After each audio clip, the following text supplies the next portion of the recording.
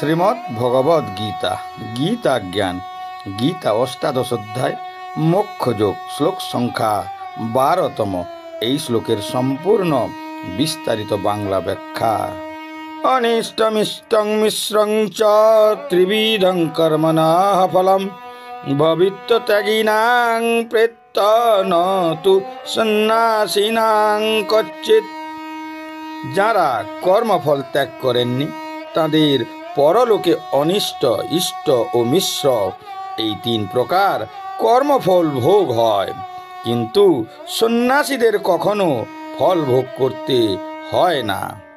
মৃত্যুর পর আত্মা তিন ধরনের ফল প্রাপ্ত করে, যথা ইষ্টম অর্থাৎ স্বর্গের সুখভোগ, অনিষ্টম অর্থাৎ নরকের যন্ত্রণা ভোগ, মিশ্রম অর্থাৎ পৃথিবীতে মানুষ হিসাবে জন্ম নিয়ে মিশ্র ফল ভোগ করা।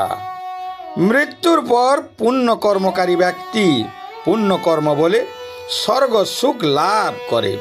পাপ কর্মকারী পাপ কর্মের ফল হিসাবে নরক যন্ত্রণা ভোগ করে।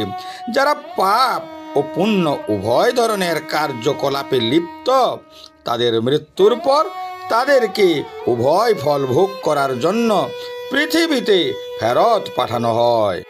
এটি তখনই বাস্তবায়িত হয় যখন কর্মের ফল পাওয়ার আকাঙ্ক্ষা নিয়ে কর্ম সম্পাদন করা হয়, এবং যখন কর্মের ফলাফলের জন্য সব ধরনের আকাঙ্ক্ষা পরিত্যাগ করে কেবলমাত্র ঈশ্বরের প্রতি কর্তব্য হিসাবে কর্ম সম্পাদন করা হয়। তখন কর্মের এই ধরনের ফলাফল পাওয়া যায় না। এই পৃথিবীতেও একই রকম নিয়ম প্রচলিত। যদি একজন ব্যক্তি অন্য একজনকে হত্যা করে, তাহলে তা হত্যা হিসাবে বিবেচিত হবে, যা একটি অপরাধ এবং মৃত্যুদণ্ডের বিধান রয়েছে। তবে সরকার যদি কোনো কুখ্যাত খুনি বা চোরকে জীবিত অথবা মৃত উপস্থিতির ঘোষণা করে, তাহলে সেই ব্যক্তিকে হত্যা করা আইনের দৃষ্টিতে অপরাধ হিসাবে বিবেচিত হয় না, বরং যে বা যারা ঘোষিত ব্যক্তিকে হত্যা করে তাকে সরকার পুরস্কৃত করে এবং সেই হত্যাকারীকে জাতীয় বীর হিসাবে সম্মানিত করা হয়। একইভাবে যখন আমরা আমাদের ব্যক্তিগত স্বার্থ ত্যাগ করে ঈশ্বরকে উদ্দেশ্য করে আমাদের কর্তব্যগুলি পালন করি, তখন আমাদের কর্মের এই তিন ধরনের পরিণতি ভোগ করতে হয় না। অতএব এটা স্পষ্ট যে বিভিন্ন কর্মের প্রতি আমাদের আকাঙ্ক্ষা অদূর ভবিষ্যতের ঘটনাবলীর প্রতি আমাদের প্রতিক্রিয়া নির্ধারণ করে।